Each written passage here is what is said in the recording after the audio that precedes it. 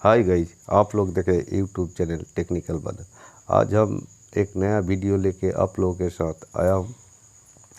तो ये एक पैनल बॉक्स है 1 HP सबमर्सिबल का।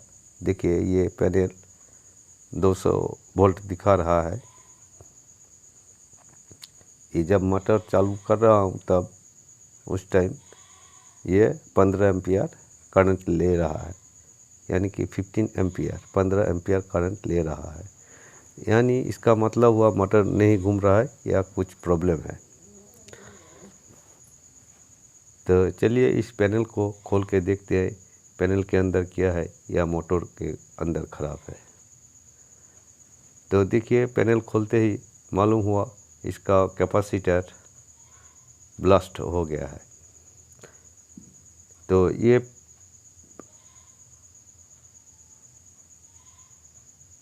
कंडेंसर क्यों ब्लास्ट होता है इसके बारे में वीडियो के अंदर बात करेंगे।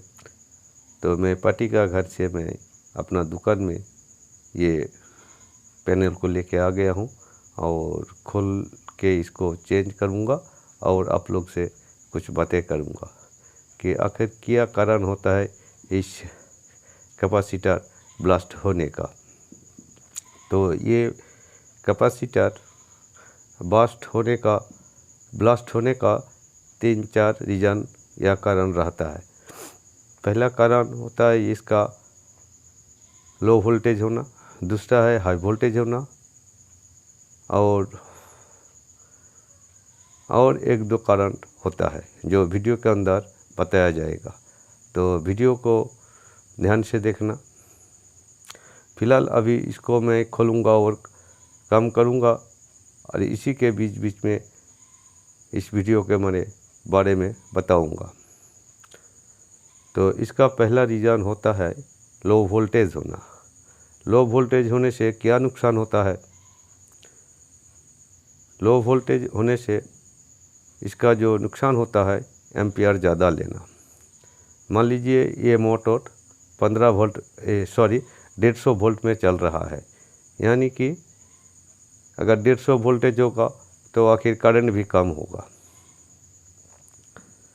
तो मान लीजिए मोटर चलाने के लिए 10 एम्पियर करंट चाहिए और ये कैपेसिटर का कैपेसिटी होता है 8 एम्पियर देना, यानी कि 150 वोल्ट में वो 10 एम्पियर करंट ले रहा है और कैपेसिटर का कैपेसिटी है 8 एम्पियर देना, यानी कि 2 एम्पियर खपत में हो रहा है, यानी कि लोड हो रहा है। तो मामूली सी बात है, अगर करंट ज़्यादा लेगा तो धीरे धीरे गर्म होगा और मोटर ज़्यादा देर तक चलेगा तो कंडेंसर ब्लास्ट होगा। तो ये कारण हो गया। और इसी का उल्टा मान लीजिए हाई वोल्टेज होना, यानी कि हाई वोल्टेज होने से भी कंडेंसर ब्लास्ट होता है, क्योंकि कंडेंसर का कैपेसिटी होता है 220 वोल्ट एब्जॉर्ब करने का।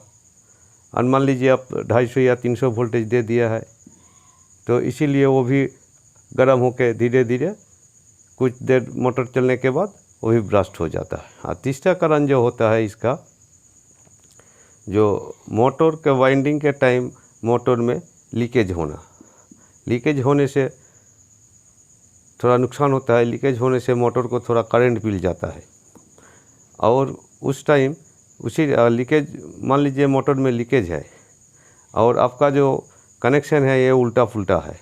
मान लीजिए फेज के जगह न्यूट्रल लगा दिए हैं, न्यूट्रल के जगह फेज लगा दिए हैं। पैनल ऑफ करने के टाइम न्यूट्रल ऑफ हो गया और फेज चालू है। तो चालू होने के कारण किसी न किसी वायर्स के जरिए मोटर के अंदर करंट चला जाता है और मोटर लीक होने के कारण वहाँ पर उसको अर्थ मिल जाता है, थोड़ा अर्थ मिलता है। तो मान लीजिए 220 वोल्ट घुस रहा है या थोड़ा अर्थ मिल रहा है, यानी कि वो 150 वोल्टेज के आसपास या 100 वोल्टेज के आसपास काम कर रहा है। मोटर नहीं घूमेगा लेकिन वो काम करेगा इसीलिए कि तीनों वायर के जरिए ये कंडेंसर के पास लाइन आ जाएगा, बैक लाइन आ जाएगा। तो ज़्यादा देर तक होने से, दिन भर रहने से वो थोड़ा थोड़ा होकर गर्म होकर रहेगा और जब मोटर आप चालू करेंगे उसी टाइम ज़्यादा गर्म होकर कंडेंसर ब्लास्ट हो जाता है। ये इसका ज़्यादातर रीज़न होता है कंडेंसर लीक होने का या ब्लास्ट होने का। देखिए मैं अभी इसको सही कर लिया हूँ। अभी मैं इसको लाइन देके या करंट देके मोटर घुमा के दिखाऊंगा। मेरा दुकान में एक सबमर्सिबल मोटर था जो किसी आदमी का रिपेयर करने के लिए दिया था, वही है, उसी को घुमा के दिखाऊंगा। पहले मोटर 15 एम्पियर करंट ले रहा था, अभी ये मोटर कितना करंट ले रहा है।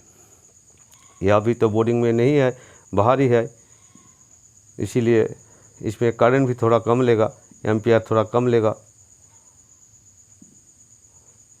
अगर इसके अलावा आप लोग के कोई रीज़न अगर मालूम होगा तो ज़रूर कमेंट करके बताना, ताकि आप लोग को से भी हमको कुछ सीखने को मिलेगा। तो देखिए मैं मोटर चालू कर रहा हूँ, कितना एम्पियर करंट ले रहा है। देखिए मोटर चालू कर दिया हूँ, घूम रहा है, 5 एम्पियर करंट ले रहा है। अगर दोस्त देखिए घूम रहा है।